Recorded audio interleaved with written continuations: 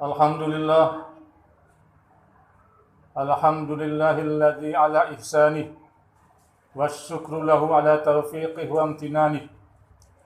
Asyhadu an la ilaha illallah wahdahu la syarikalah ta'ziman li sya'nih wa asyhadu anna sayyidina Muhammadan abduhu wa rasuluh ad-da'i ila ridwanih. Allahumma salli ala sayyidina Muhammadin wa ala alihi wa ashabihi ajma'in. Amma ba'du fa ya ibadallah, usikum wa iyaya binafsi bitaqwallah, faqad fazal muttaqun. Qala Allah ta'ala fi kitabihil karim, a'udzu billahi minasy syaithanir rajim, bismillahirrahmanirrahim. Ya ayyuhalladzina amanu taqullaha haqqa tuqatih wa la tamutunna illa wa antum muslimun. Wahai sekalian orang-orang yang beriman, bertakwalah kamu kepada Allah dengan sebenar-benar takwa, dan janganlah kamu mati dan janganlah kamu meninggal kecuali dalam keadaan Islam. Alhamdulillah, marilah kita panjatkan puji dan syukur kita kepada Allah Subhanahu wa taala. Sampai detik ini Allah masih memberikan kita banyak sekali nikmat sehat. Alhamdulillah, sehat badan kita, sehat jasmani kita, sehat rohani kita. Nikmat panjang umur, alhamdulillah sampai detik ini Allah masih memberikan kita hidup sehingga kita bisa menikmati segala aktivitas dan amal ibadah kita. Alhamdulillah, kita juga Allah diberikan oleh Allah Subhanahu wa taala hidayahnya, hidayah Islam, hidayah iman, sehingga kita bisa melaksanakan salat Jumat. Tanpa hidayah Allah, tanpa petunjuk Allah, mungkin kita jauh dari agama Allah. Na'udzubillah. Inilah sesuatu hal yang harus kita syukuri. Para jamaah yang dirahmati Allah Subhanahu wa taala, hari ini kita masuk di bulan Zulhijjah. Salah satu bulan yang sangat dimuliakan oleh Allah Subhanahu wa taala. Khususnya 10 hari di awal bulan Zulhijjah. Wal fajri wa layalin ashri. Sehingga Allah Subhanahu wa taala bersumpah di dalam salah satu ayatnya dalam surah Al-Fajr. Demi waktu fajar dan demi 10 malam, yaitu 10 hari di awal bulan Zulhijjah. Para jamaah yang dirahmati Allah Subhanahu wa taala, di antara amal-amal yang sangat mulia, ibadah yang sangat mulia dikerjakan di bulan Zulhijjah, yang dikerjakan 10 awal bulan Zulhijjah ini adalah yang pertama, puasa Arafah. Mudah-mudahan yang sekarang melaksanakan puasa Arafah, insya Allah dikuatkan oleh Allah Subhanahu wa taala, diterima amal ibadahnya. Yang mungkin besok dia berpuasa Arafah juga demikian.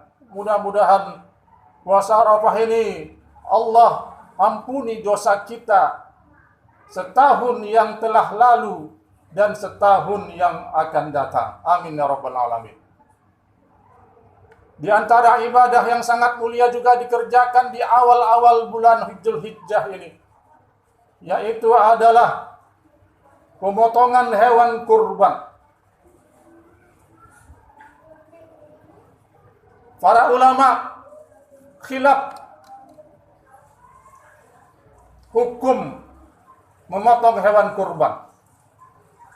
Ada yang mengatakan sunnah muakkadah, sunnah yang sangat ditekankan sekali. Ada yang mengatakan wajib dengan berbagai dalil yang ada padanya. A'udzubillahi minasyaitonirrajim. Bismillahirrahmanirrahim. Inna a'tainakal kautsar fasholli li rabbika wanhar. Sesungguhnya kami telah memberikan kamu banyak sekali nikmat. Walaupun tafsirannya di sini adalah untuk baginda Rasulullah Shallallahu Alaihi Wasallam, yang ditafsirkan Al-Kautsar ini adalah telaga Kautsar yang dikhususkan buat baginda Rasulullah Shallallahu Alaihi Wasallam di hari kiamat kelak, di surga kelak, yang juga diperuntukkan buat umat-umatnya yang melaksanakan amal soleh selagi di dunia ini. Tetapi ada juga ulama yang menafsirkan inna a'tainakal kautsar ini, walaupun khitabnya buat baginda Rasulullah Sallallahu Alaihi Wasallam, tetapi buat umat Islam juga, buat orang yang beriman juga. Sesungguhnya Allah telah memberikan kita nikmat yang sangat besar. Apa tanda syukur kita? Fasholli li rabbika wanhar. Maka sholatlah. Sholat sebagai pewujudan kita, sebagai hablum minallah kita, sebagai ibadah kita langsung kepada Allah. Wanhar, dan berkorbanlah, dan memotonglah hewan kurban. Ini sirahnya sirah amar, menunjukkan kewajiban bagi orang supaya dia berkorban bagi yang mampu. Para jamaah yang dirahmati Allah Subhanahu wa taala, dalam sebuah hadis juga disebutkan, man kana lahu sa'atan falam yudahi fala yaqrabanna musallana. Hadis sahih. Barang siapa yang dia memiliki kelapangan rezeki dan dia tidak mau bertadhiyah, dia tidak mau mengeluarkan hewan kurban, maka janganlah dia mendekati tempat-tempat sholat kami. Ini hadis dari baginda Rasulullah Sallallahu Alaihi Wasallam. Sangat kuatnya anjuran buat kita berkorban. Makanya Allah Subhanahu wa taala mensyariatkan hewan kurban ini melalui perantara, melalui hikayat, melalui skenario, yaitu baginda Nabi Allah Ibrahim alaihissalam dengan anaknya Ismail alaihissalam. Kita lihat bagaimana ceritanya. Cerita yang sangat besar, yang sangat mulia. Karena amal ibadah kurban juga adalah ibadah yang mulia. Kita mungkin sering mendengarkan hikayahnya. Kita mungkin sering mendengarkan ceritanya. Bagaimana yang dikorbankan awalnya adalah sosok Nabi Allah Ismail alaihissalam.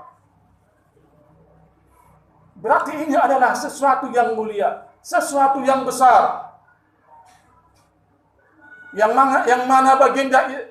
mana Rasulullah Ibrahim alaihissalam sudah bertahun-tahun dia mendambakan anak, dan Allah belum memberikan dia anak.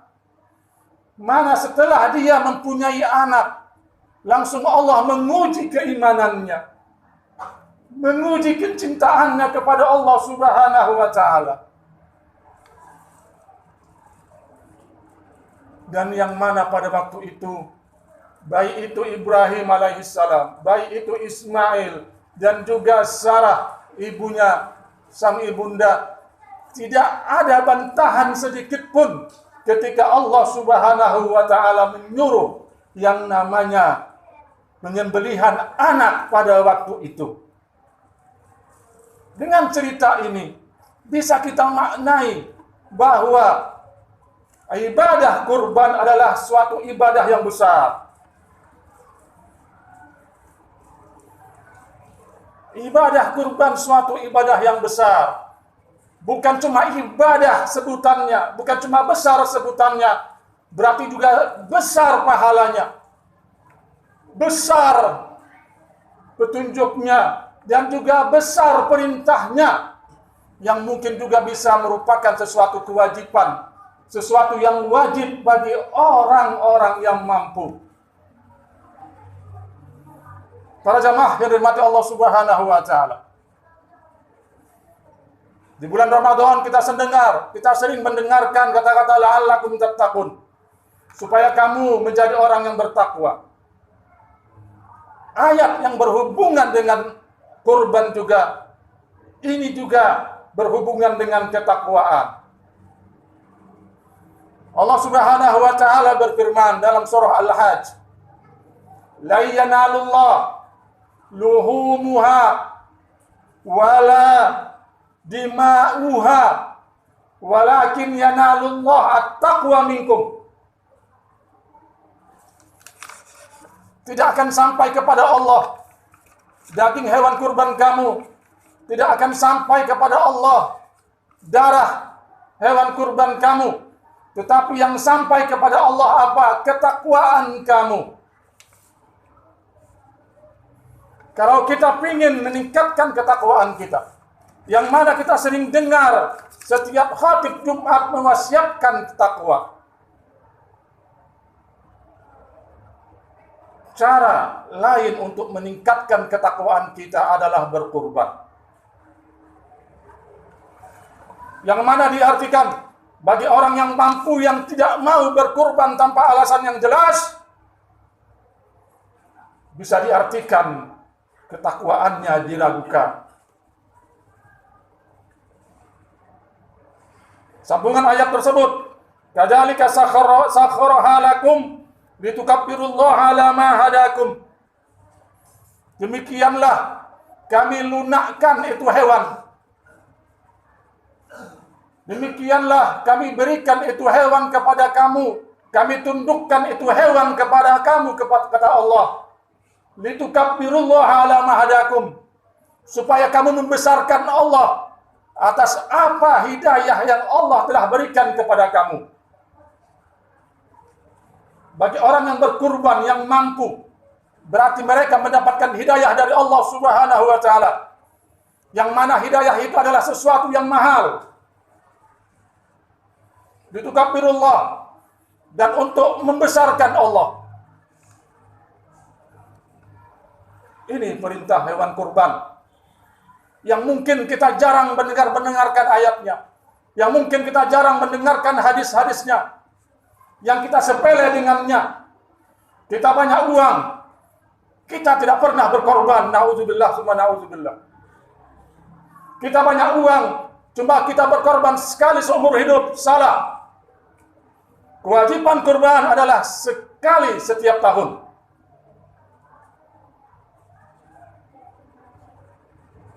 Para jamaah yang dirahmati Allah Subhanahu wa taala. Ini perintah kurban. Tidak lain tujuannya adalah yang tadi tujuannya as-shalah. Fasholli li rabbika. Hubungan kita kepada Allah.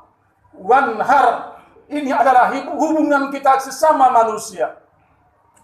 Kesolehan sosial kita di sini diuji oleh Allah Subhanahu wa taala. Apakah dengan uang yang hanya 2 juta, yang hanya 3 juta, kita tidak bisa mengeluarkan, kita tidak mau berkorban kepada Allah? Bagaimana tanda cinta kita kepada Allah? Nabi Allah Ibrahim rela mengorbankan anaknya. Kita tidak disuruh untuk mengorbankan anak kita. Tapi kita disuruh hanya mengorbankan sedikit dari apa yang Allah telah berikan kepada kita. Inilah tanda dekat kita kepada Allah. Orang yang tidak cinta kepada Allah diragukan amal ibadahnya. Tanda cinta kepada Allah, kita rela berkorban. Salah satu perintah untuk kita berkorban kepada Allah, di samping kita mengeluarkan zakat, di samping kita mengeluarkan infak dan sedekah, adalah kita mengeluarkan korban, mengeluarkan hewan korban, penyembelihan hewan korban yang waktunya hanya sekali dalam setahun. Para jemaah yang dirahmati Allah Subhanahu wa taala. Mudah-mudahan pada tahun ini kita diberikan oleh Allah kelapangan rezeki. Kita diberikan oleh Allah Subhanahu wa taala hidayah, petunjuknya supaya kita tergerak untuk mengeluarkan hewan kurban. Jangan ada pikiran hewan kurban nanti yang makan juga orang-orang kaya. Salah. Nanti kita keluarkan hewan kurban, nanti yang makan juga tetangga-tetangga kita yang mungkin kita kesal sama dia. Tidak ada pemikiran demikian. Hewan kurban boleh dimakan bagi orang yang pengorban. Boleh dimakan tetangga yang kaya. Apalagi oleh orang-orang yang miskin ini yang sangat dianjurkan. Para jamaah yang dirahmati Allah Subhanahu wa taala. Melihat beberapa hadis tersebut, dengan ayat tersebut, marilah kita kuatkan iman kita. Kita kuatkan ketakwaan kita kepada Allah. Kita kuatkan cinta kita kepada Allah. Kita buktikan bahwa kita dekat dengan Allah. Bahwa ibadah kita tidak main-main. Idul Adha. Id artinya kembali ataupun lebaran. Hari raya. Adha artinya udhiyah, pemotongan hewan kurban. Tidak ada Id al-Adha. Tidak ada hari raya Idul Adha bagi orang-orang yang mampu dan dia tidak mau berkorban. Itu juga sama dengan Idul Fitri. Id artinya hari raya. Fitri artinya kembali ke fitrah ataupun fitrah. Iftar artinya berbuka. Idul Fitri tidak ada hari raya Idul Fitri bagi orang yang tidak puasa Ramadan. Begitu juga Idul Adha. Id artinya hari raya, Adha artinya penyembelihan hewan kurban yang bisa dimaknai.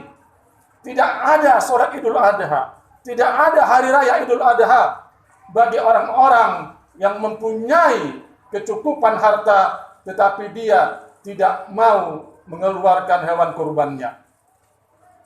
Para jamaah yang dirahmati Allah Subhanahu wa taala, mudah-mudahan dengan khutbah yang singkat ini pada hari yang baik ini Allah tetap selalu memberikan kita hidayah dan petunjuknya. Barakallahu li wa lakum fil Qur'anil azim wa nafa'ani wa iyyakum bima fihi minal ayati wadh-dhikril hakim wa taqabbala minni wa minkum tilawatahu innahu huwas samiul alim.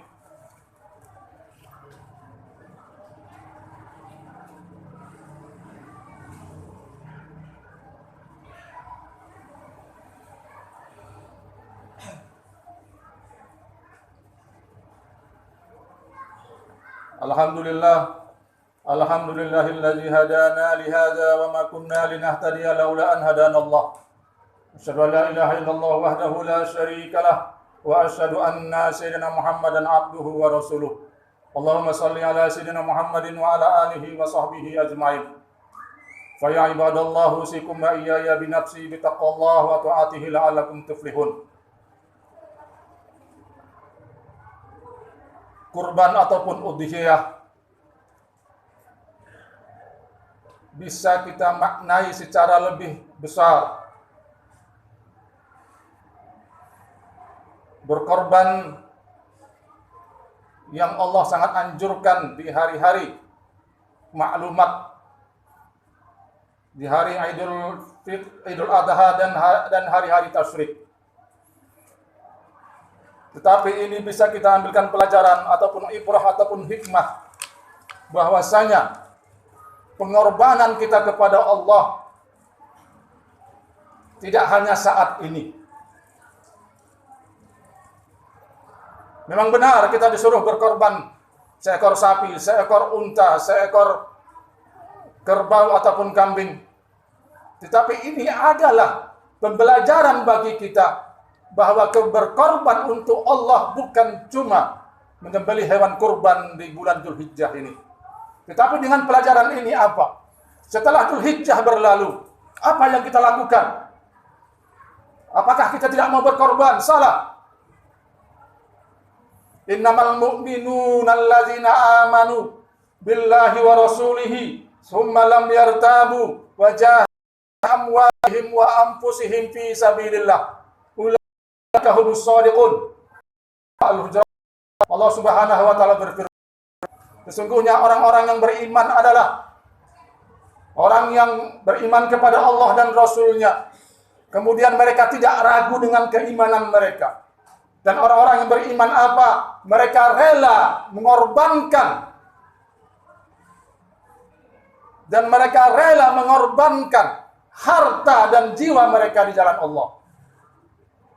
Nah, ini sebenar-benar pengorbanan. Ulaika humus shadiqun, dan mereka itulah orang-orang yang benar dalam keimanan. Kita diajarkan oleh Allah berkorban di bulan Dzulhijjah ini.